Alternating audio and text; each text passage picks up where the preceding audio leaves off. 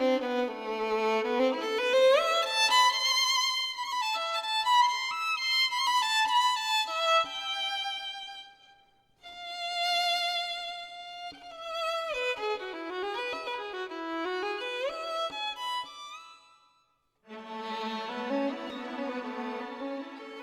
Son, and Violin. Chapter 2. A few wish-to forget, unforgettable experiences.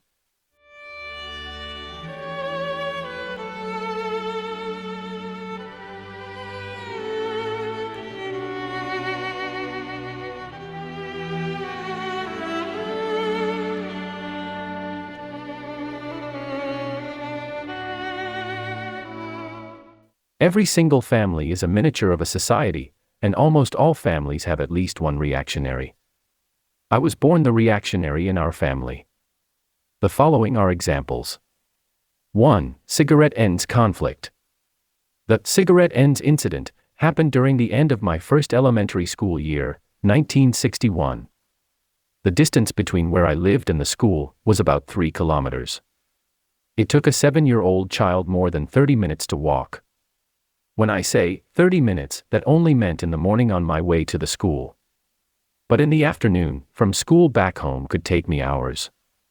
The reason being, I wanted to pick up cigarette ends to meet the need of my father. My father was a heavy smoker, and, for a period of time, back home from countryside errands. When I say, pick up cigarette ends, it was not in all cases that I simply picked them up from the ground. Instead, I would follow a smoker, sometimes for quite a distance, wait until they finished their smoking, and then pick up what was left, if there was any left. Back home from school, the first thing for Danson and me to do was put our booty on the table. I always wanted to compare his with mine, to see who the winner was. The pity was that he seemed not so enthusiastic in such competition. "Okay, you're the winner again," was what he said most of the time. That very much weakened my feeling of satisfaction. Next, we would separate tobacco from papers and mix the tobacco together before handing it over to our father. Father put the second-mouth tobacco in a frying pan, infusing a little alcohol and then heating it up for a few seconds, for the purpose of disinfection, I suppose.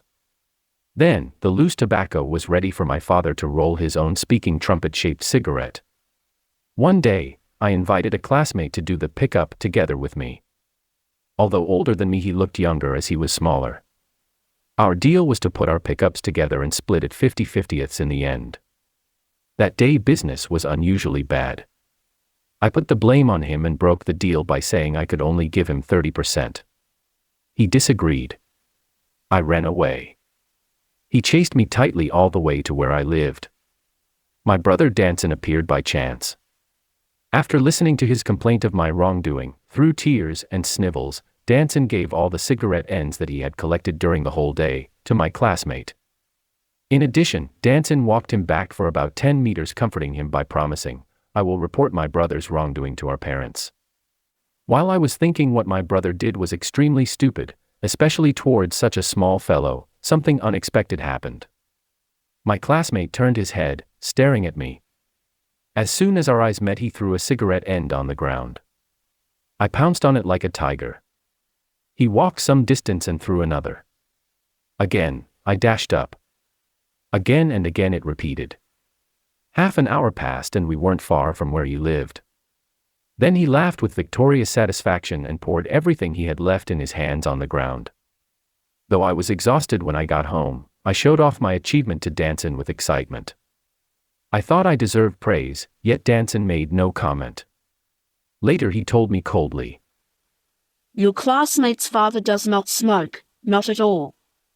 I was redeemed with no words, only second thoughts that I should not have taken advantage of a smaller classmate in the first place. In the evening, Danson kept his promise to report my wrongdoing to our parents. As a result, they doubled my housework as punishment. I was very badly affected, and decided to quit the pickup business forever. I imagined Father running at his nose caused by lack of smoking. I could not help laughing. Somehow I had my moment. In fact, what I really should be proud of were those speeches written by my father for some important provincial leaders. Speeches such as, "The situation of our country is not only good, but also getting better and better, for sure derived from my picked up cigarette ends," at least a part of them.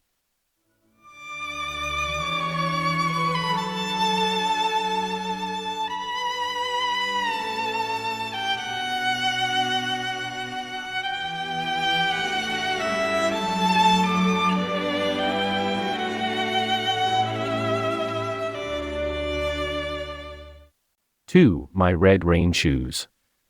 It was some days before the Chinese New Year. 1961 was before global warming. Everywhere in Changsha was covered by snow and ice. The temperature was below zero, even inside. Therefore the outside temperature I dare not remember. In spite of that bloody cold, every day my brother Danson still walked with me all the way to the school. Walking was bad. But the worst part was the pair of old rubber rain shoes I had. Because the shoes were without insoles, my mother put a little hom inside instead. Also because I possessed no socks, my father found 2 rags to wrap my feet. Again, because the shoes were too old and a little too small for me, I had to fit my feet in by force. This caused one of my dear old shoes to open its mouth like a dead fish. Counting the days, the Chinese New Year finally drew near. I bowed to my mother with my big toe. Immediately mother replied without taking a good look at my polite toe. I know, I'll do something before the Chinese New Year. At last, the day before New Year came and mother handed me a pair of red rubber rain shoes when I got up in the morning. I threw myself on them with great joy and happiness. But when I held the shoes in my hands, I felt they were not new. After a second look, to my great disappointment, they were the same, broken shoes I had worn for years. Why did they look new at first glance? Because a layer of bicycle inner tube had been glued onto them. A romantic description would be, my black shoes were wrapped by a red coat. Nevertheless, still I couldn't help but feel excited. I put the shoes on at once and ran out of the house. Outside, the ground was frozen. When I found a place with comparatively thin ice, I hit my heel on the ice to break it. Then, very bravely I trampled my right foot, completely submerging it under the water with the satisfactory thought. Water, water, I'm no longer afraid of you anymore from now on. Yet, to my enormous despair, the water seeped into my shoe, as always. Pathetic, isn't it? I limped back home. Mother tweaked my painless frozen ear. How could you step into dirty water with such a precious pair of rain shoes? You deserve no valuable things. From now on, you go out with your bare feet. At the same time, mother removed my red shoes. She did it very gently, on the shoes, but not my foot, and tried to dry the wet one carefully by putting it at a not too far, not too near proximity to the coal stove, adjusting the distance back and forth a couple of times, leaving my foot wet. The whole day, my brothers were in and out seeing friends and bringing friends back to the house frequently, but poor me had to stay in bed just to keep my feet warm, although sometimes I did get up and jump with one shoe, inside of course. The New Year Eve's family dinner, just like Christmas dinner for Westerners, used to be and still is the most important event among the Chinese. It is our tradition to get everyone in the family to sit together around the dinner table on that specific day at that particular moment. In Chinese it is called Tuan Yuan Fan, meaning reunion meal. No matter how horrible the poverty, our stomachs deserve to be fed fully, once a year. But that evening, father had received an invitation to an event held by the Communist Party. The party took place at Xianjian Hotel, which was the highest building, as high as 9 floors, with an elevator being built after the liberation in Hunan province. Father read the invitation proudly in front of the entire family and then announced there would be no family dinner on that evening because of this much more important party. Everybody cheered up. They all went out for the party with father, except me. When they were at the party eating, drinking, singing and laughing, I was hopelessly gazing at my half-dry, half-wet shoe by the stove with desolation. It was all I could do to comfort myself by fantasizing. I'm not particularly fancy about parties. But about the elevator, when I grow up, I'm going to live in a higher building with a better elevator. Every day I shall take the elevator up and down all the time. You folks will not be welcome to visit me. By midnight, after I got over my hunger, my people came back with full stomachs. Immediately I decided not to give them a chance to show their penitence to me. I covered my head with a quilt, pretending to be in a deep sleep. Maybe my performing grunt was better than reality. Everybody seemed to be amused. Father deterred their laughing, spoke with a loud enough low voice. Don't wake him up. Soon after that I heard the sound of opening a package. Father's voice again. Look at this, the party leader gave it to our family. Rice cake. My goodness. We haven't had it for a long time. Thank the great party. My mother's voice said with excitement and gratitude. We all ate enough at the party, therefore we'll only have a little, just to get the taste for now, and leave the rest for tomorrow. Father ordered. Next I heard the chewing sounds of my brothers. How about Danju? That's me, Mother reminded. He should wake up if he would like to join us. Father teased. A piece of cake to a 7-year-old boy, what a cruel temptation. Suddenly I felt my mouth full of hands, an expression meaning, so eager to eat, extending to take the cake. From the bottom of my stomach, I would like very much to join them. In one word, eat, eat. I really wanted to eat, but what about my face, my pride, my self-respect? Yes, I stood the lure of the piece of cake by swallowing my constantly flowing sour slobbers. Until everybody went to bed and the room was dark, my elder brother Danson poured a bit of rice cake into my mouth. The wonderful taste kept me awake the whole night. Next morning, though my shoe was dry, I volunteered to be home alone again. When the whole family was out to do New Year's greeting to our neighbors door by door, I called one of my die-hard pals to come to my home. Together we broke the lock of the only food box our family had, and made all the rice cake left disappear.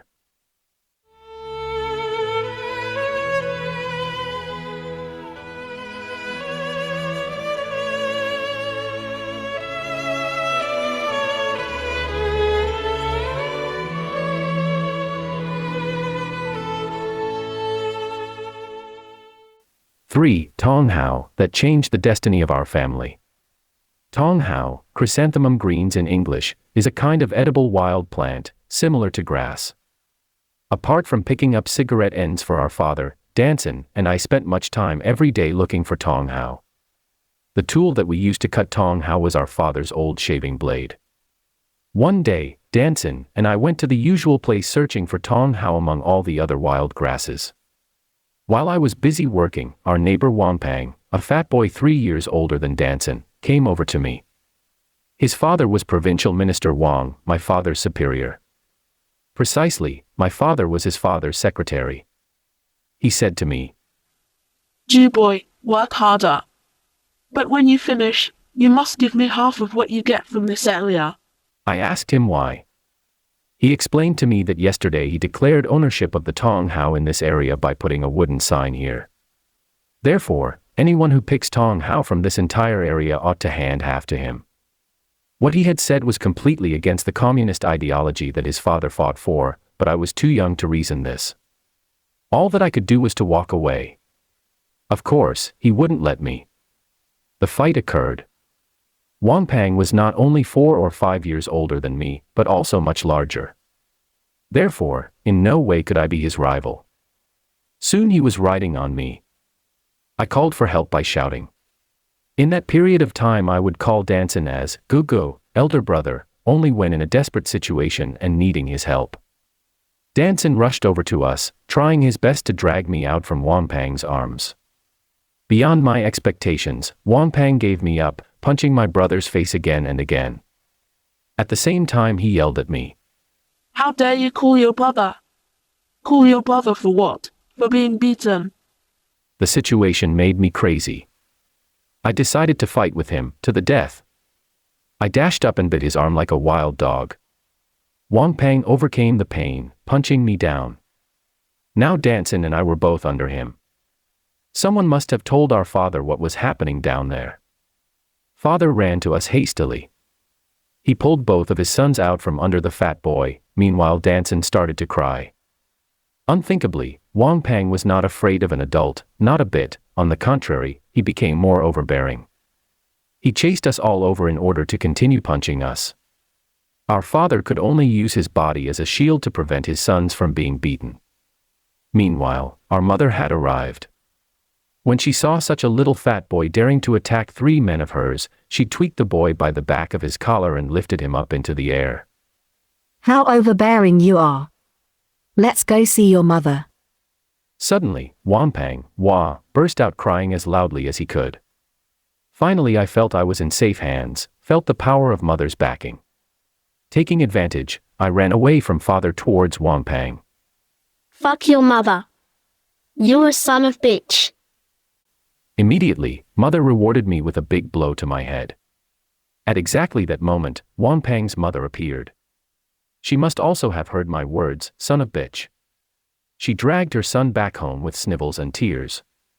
The same day at dinner hour, mother was working overtime. I went and washed the Tong how I collected that day in a public water place. At that time most Chinese homes were without private water supply. After I cleaned up the Tong how, I went back home. I saw Minister Wang, Wampang's father, was sitting on the only chair with a back in our home.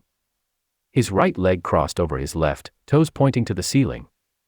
Watching me walk in, Wang did not stop playing with a box of cigarettes in his hand. My father was sitting on a small wooden bench looking up at his boss, like if he were not my father, I would have described him as looking like a Pekingese dog. Minister Wang must have been quite disappointed when he saw I was not so frightened. He looked at me again. Very slowly he said, "Jew boy, how dare you to call your fat brother my son names? If your fat brother is a son of bitch, what am I? Bitch?" I looked at him a squint and did not say he was not a bitch nor explain to him that bitch is a she-dog, therefore he was not qualified. Wang continued. "Suppose I'm a bitch, what would that make your daddy? Bitch secretary?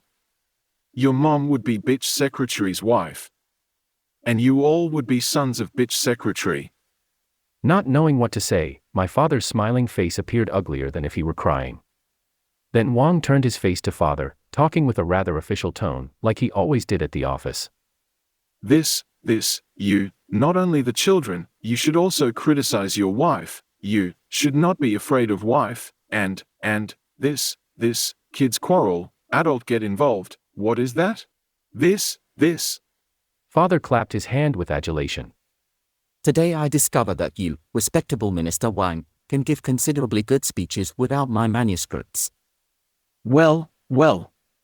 Wang was obviously very pleased. He took out 2 cigarettes from the cigar boxes, clipped one between his lips, and flipped one towards my father. Father failed to catch the cigarette from his boss and the cigarette rolled under a table.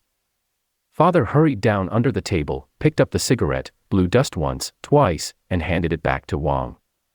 This is not strong enough. It would be a waste for me to have it.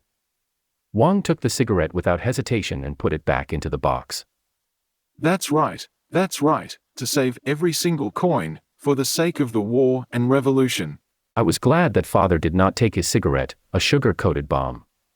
Then, Wang turned his tone to be much more personal. Slowly he said to my father. This, I mean my wife, your sister-in-law who is in charge at home, is still angry at me.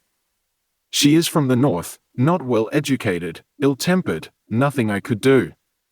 Perhaps, maybe, we could invite Comrade Zhuan, your wife, to my home, give her self-criticism, that could calm her anger. The affair would be over. Otherwise, she is very stubborn, and the complaining would be endless with me. Hey, after all, kids quarrel, no big deal. My father echoed. Right, absolutely right. Kids quarrel, no big deal. At the same time father must be thinking that, your wife stubborn 1 inch, my wife stubborn 1 meter. If my wife could make a self-criticism to your wife, she wouldn't have lifted your son up in first place. All the while in my mind I was laughing at this pair of old fellows afraid of wives, one worse than the other. Hence, father must come up with an idea of losing minor to save major. He stood up from the little bench, turned to me and ordered. Bring a bunch of Tong Hao to Uncle Wang's home and give it to Aunt. Don't forget to apologize. By then I was still grieving. Father's unbelievable order was like pouring hot oil on my burning heart. It is human nature, animal nature too, to protect one's own children. While my father not only spoke no justice, he actually stood by the enemy. I jumped up to the bench to make myself taller. Why should I apologize? Why should I give my Tong Hao to them? What are they? Landlord? Collecting rent? Wang must have been quite shocked. He slapped his hand on his leg, stood up, stared at my father.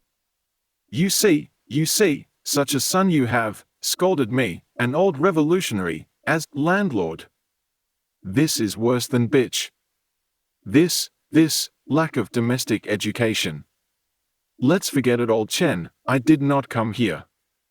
We'll see each other in the office tomorrow. Wang said with despair, walking toward the door.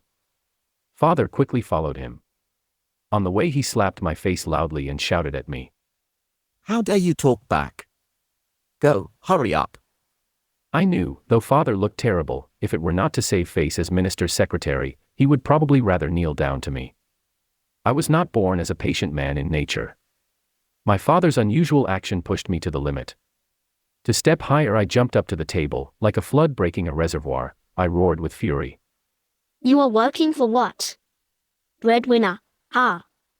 Can't give us enough to eat, in addition force me to give the wild grass picked up by my own hands to others. I got off the table and placed myself before father. Beating your child to please your landlord? What kind of a father are you? Beat me.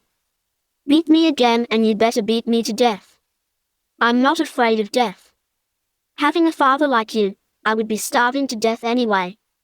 You, no more than a running dog slave. You, no more than a running dog slave. Father must be shocked too. He silenced for a moment. Wang was outraged. He trembled, walking to the door. Repeatedly. Rebel. He opened the door.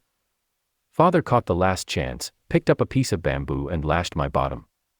I moved my bottom quickly enough to avoid being beaten. The piece of bamboo hit my heel. A small piece of flesh was sliced off, not totally but connected to my foot with a piece of skin. That stopped Wang from going out. He had a look at me, half stunned. Father kept his eyes on his boss, raised up the piece of bamboo towards me again. He stopped there, as if waiting for the order from his boss. Wang quickly responded by holding father's hand. Stop, Comrade Chen, that's enough. At that very moment, Dan Xin got up from bed with all the pain and injuries all over his body, took the bunch of Tong Hao and walked resolutely, straight to Wang's home. From that point on, our brothers had no problems with Wanpang for a long time. Later, the area where we used to pick Tong Hao was divided, piece by piece, equally to all families. As our little bit of land had no Tong Hao left, father grew some vegetables. Even this was later forced to be shared with some other party members. About a year after, my mother was removed from her work position and transferred to a much lower working unit, far away from where we lived. Though there was no hard evidence that mother's transfer was to my credit, everyone in the family knew it deep down in the bottom of their heart. In my memory, all during that period, father's only facial expression was a tight scowl. After the Tong Hao conflict, my position as the family's apple of discord was an unprecedented consolidation. Now when I think about the whole situation in retrospect, I have no complaints but rather a sincere appreciation for my father's chopping a slice of flesh off my foot. If it were not for that piece of meat which saved father's job, we all could have ended up dead from starvation ages ago.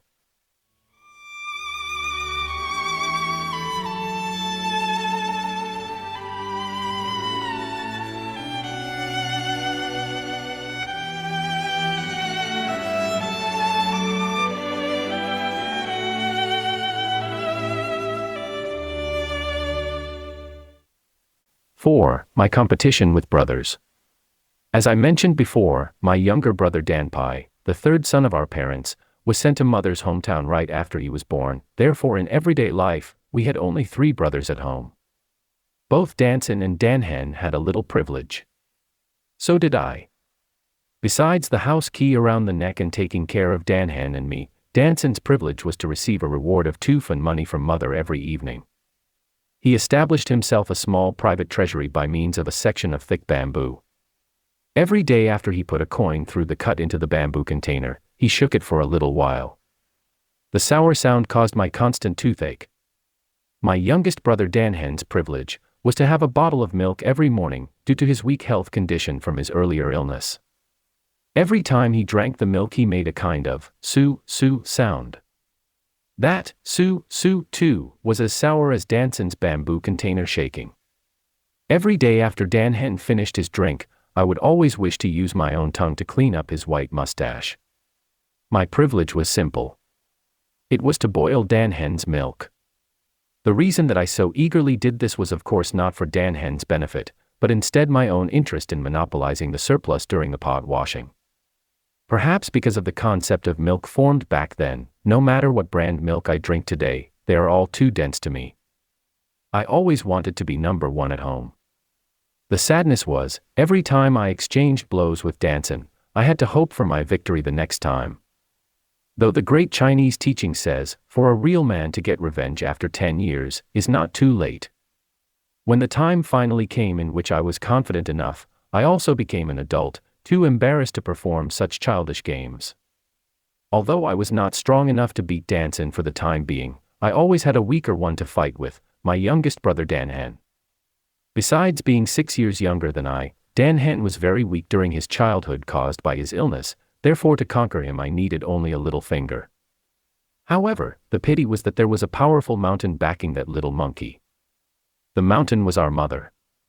Every time I laid a finger on him, he would fall apart on the ground crying, huckstering his bones until our mother came back from work. Inescapably, I would be pressed by the mountain for quite some time. The result being that to lay a finger on Dan Hen was far worse than to fight and lose against Danson. Where there is oppression, there must be resistance. I did not want to believe that I could only be clamped between, sandwiched. Thus I decided to win the battle with my brothers and to be number one at home by some means other than physical fighting. First of all, I wanted to be taller than Danson. For that purpose I often hung myself from a horizontal bar as long as I was able. I sometimes also tied my feet to one bedside and used my hands to pull the other, endeavoring to stretch myself longer like a twisted dough strip before being put into an oil pan. I remember it was during second grade, Danson brought back a horizontal bamboo flute from school. Immediately, I borrowed a vertical bamboo flute from a friend that was longer than Danson's. Sometime later, Danson brought an erhu, a 2-string Chinese musical instrument home. I looked everywhere until I found myself a sanxian, a 3-string Chinese musical instrument, to compete with him. The extra string made my victorious feeling last quite a while. When I saw Danson was learning how to ride a bicycle on a field, I soon appeared on the same spot with a tricycle that I borrowed from a little kid, with a bit of reluctance on his part. I waved at my brother, beaming with pride. What do you think? Even by riding, mine is 1 wheel more than yours. Finally, one day Danson had a terrible fever. Even my fever, I wanted to be higher than his. I took the thermometer and put it into a glass of boiled water. When Mother came over, I quickly put the thermometer into my mouth and lay down on a bed. After examining the thermometer, Mother said I must be sent to a hospital at once, not exactly inside the hospital, but somewhere behind the hospital, the morgue behind the hospital to be precise. All those days I had been thinking of doing something big, earth-shattering if possible, for that would make me very special among my family members, make Danson call me elder brother, make my father look at me with a respectable eye. That's right, respect, was what I was longing for.